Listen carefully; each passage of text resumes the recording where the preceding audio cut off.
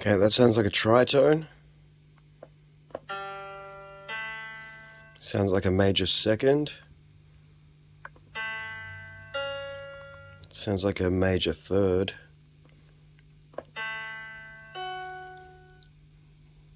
Sounds like a major sixth. Minor third.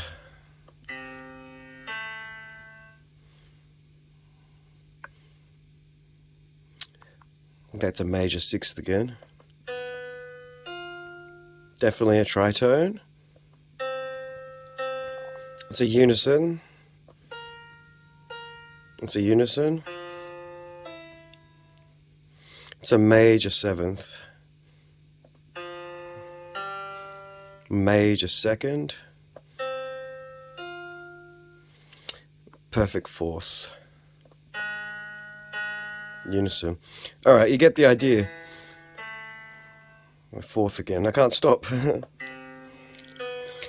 That's a major seventh, I think. Alright, you get the idea. So I'm on musictheory.net, and this is the interval ear trainer. So what I want to show you how to do is to be able to recognize different intervals. This is called relative pitch training. I don't have perfect pitch, so I don't just hear a note and know that it's a C or a D. I have trained myself to be able to hear notes in relation to one another, to be able to do what you just saw there, and to be able to hear songs and know the different intervals within songs, and then also like really to understand how that relates to guitar, because what we want to be able to do is hear songs and play them, and also, you know, reverse engineer that so we can play what we want to hear. So sort of it's this cycle that goes both ways. So really the way that I was taught to do that is to have specific like mnemonic devices, like song triggers, that every time you hear an interval, it triggers something in you. So, I mean, originally we were taught with like nursery rhymes or movie themes or things like that. So I'll give you some of those. But then I also thought, since this is a guitar channel, I'll give you some, you know, well-known guitar things that you can maybe play and associate each interval with a guitar riff. And what happens is, once you start associating each interval with a particular riff or sound, they start becoming really recognizable and unique to you. And every time you hear it, you go, oh, that's such and such song. It doesn't matter what key it's in. All right. So we'll start with our minor second. So a minor second is sort of the basis of our harmony on guitar. Is like every fret is a minor second, basically.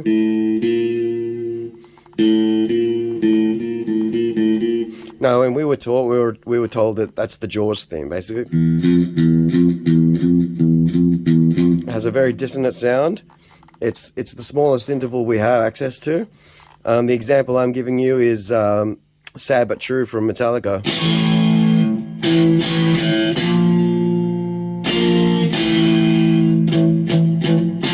Actually, I think they're down tuned, so I think it would be here.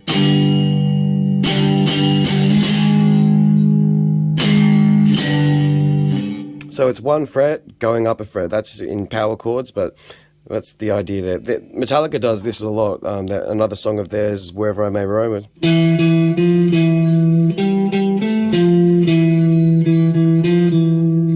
So the minor second is like the Phrygian sound. Master of Puppets sound. Or the Killing in the Name sort of sound.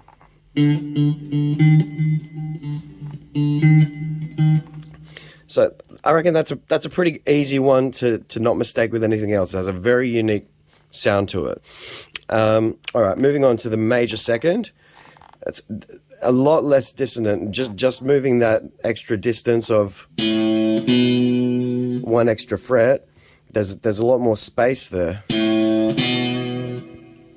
An example I've given is Breaking the Law from Judas Priest, which is like... So I tried to pick examples where the first thing you hear in the song is that interval. So The old-fashioned theme we were given is Happy Birthday. So the opening two notes of Happy Birthday, I mean, we've all heard that song at least once a year, every year that we've been alive, right? And doesn't matter where you start from, it always sounds like Happy Birthday. So the idea is that if someone plays you, in your head you start hearing.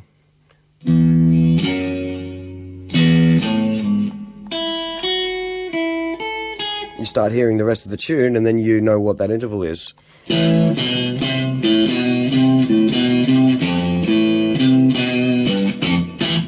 The other one, Maroon 5's Harder to Breathe.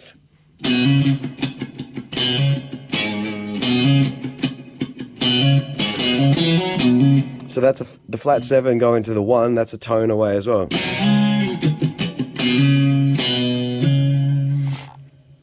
Alright, so that's your seconds. Your thirds, we've got minor third and major third. So, like, most of us, the first guitar riff we ever learnt was this one.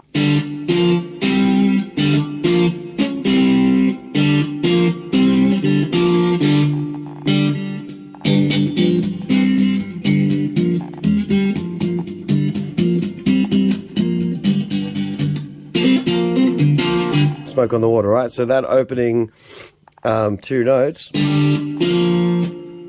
that's actually two minor thirds being played on top of each other. We're going D to F, G to B flat.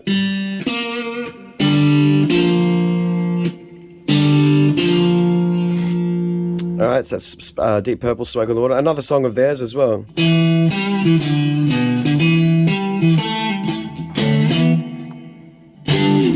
So that opening,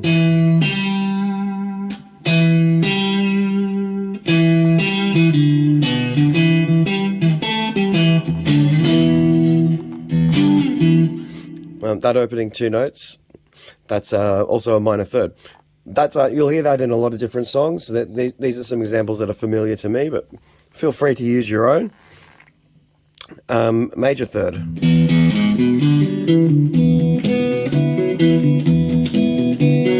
Pretty Woman.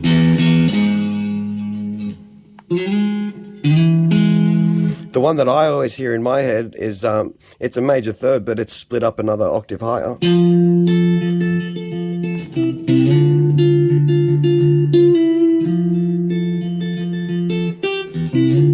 Some Scar Tissue from the Chili Peppers. So yeah, feel free to use either of those. Next one, a perfect fourth. So that's the way that our guitar strings are tuned, a fourth. So a really common example of that. That's one chord going up a fourth. One chord going up a fourth again.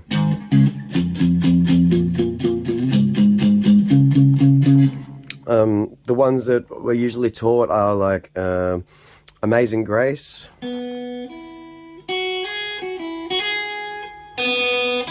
Those opening two notes.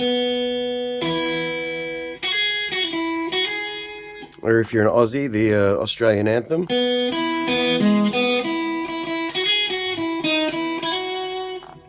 That sort of thing. There's a few with that. Here Comes the Bride.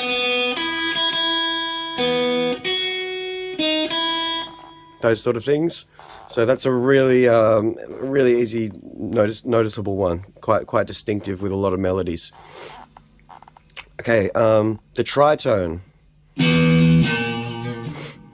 So I picked this song by the Veronicas, which is the opening riff, because I wanted to pick ones where the opening was really distinctive.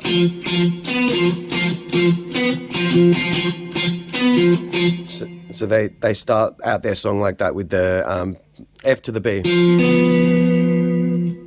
You can go Marilyn Manson, Beautiful People, which is like... But it does start with the minor third before that.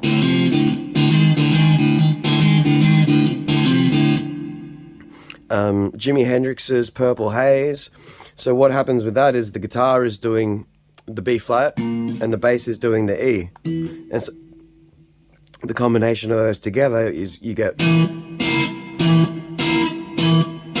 this really distinct sound. Tritones are an easy one, like the minor second to me, that they just don't sound like anything else. So a lot of these, what happens is inversions are mistakable. So like you might hear a major sixth as a minor third or a minor third as a major sixth because the notes are the same. So C to A, you might mistake with A to C, that sort of thing.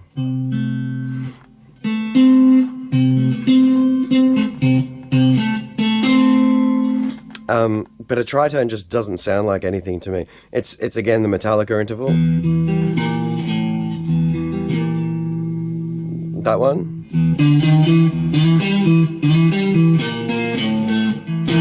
It's the Simpsons one. I've picked Snow Patrol, Chasing Cars, because the whole song is kind of based around that just perfect fifth riff. That one was won by Metallica. They've got a few. So that should be a pretty familiar one with guitar, because we do a lot of stuff that's all power chord based.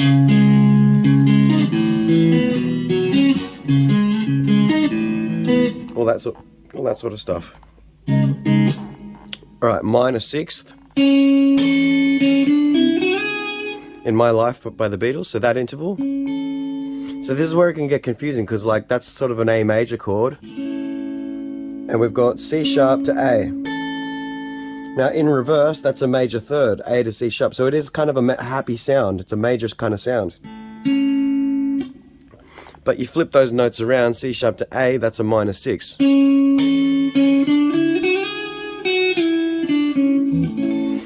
So when you're hearing the interval, just got to kind of listen out for distance as well. Like, how far apart do these notes sound? Not just the quality of them.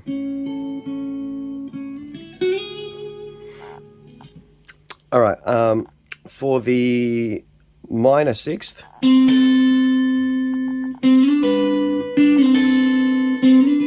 it's kind of the same approach, but you go on parallel frets basically. So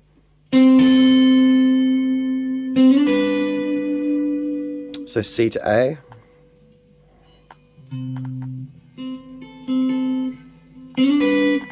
All right, for the major sixth, I've picked you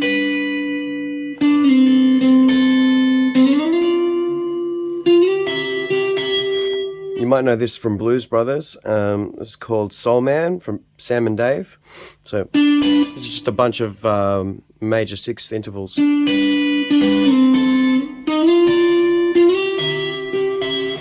These just sound great on guitar.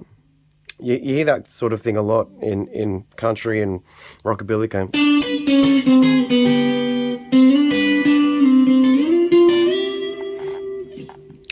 All right, almost finished. We're up to our seventh. So the minor seventh, I'm going with the Chili Peppers one.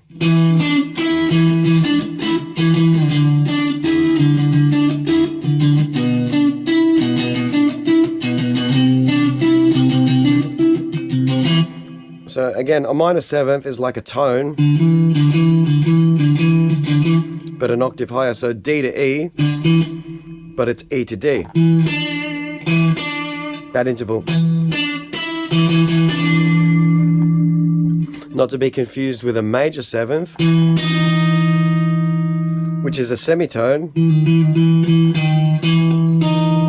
but a semitone but an octave higher. It's E to D sharp. You can think Smashing Pumpkins for that one.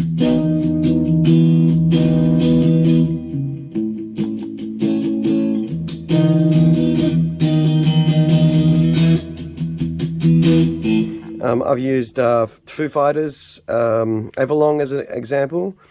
It's just drop tune.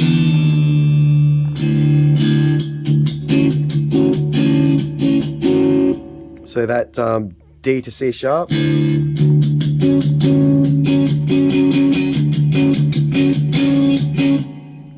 So that's a really distinctive sound. And the old TV theme we would use is The last bit of the Superman theme has that.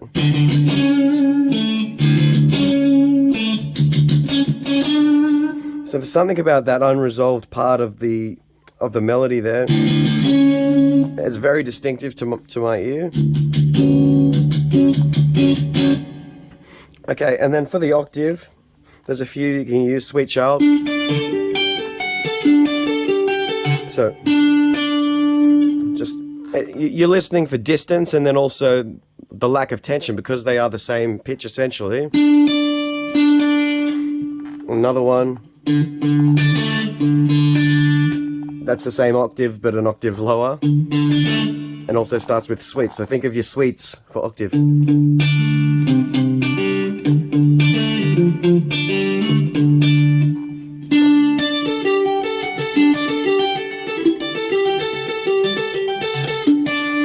Alright, good luck guys. Hope that's useful for you. See you later.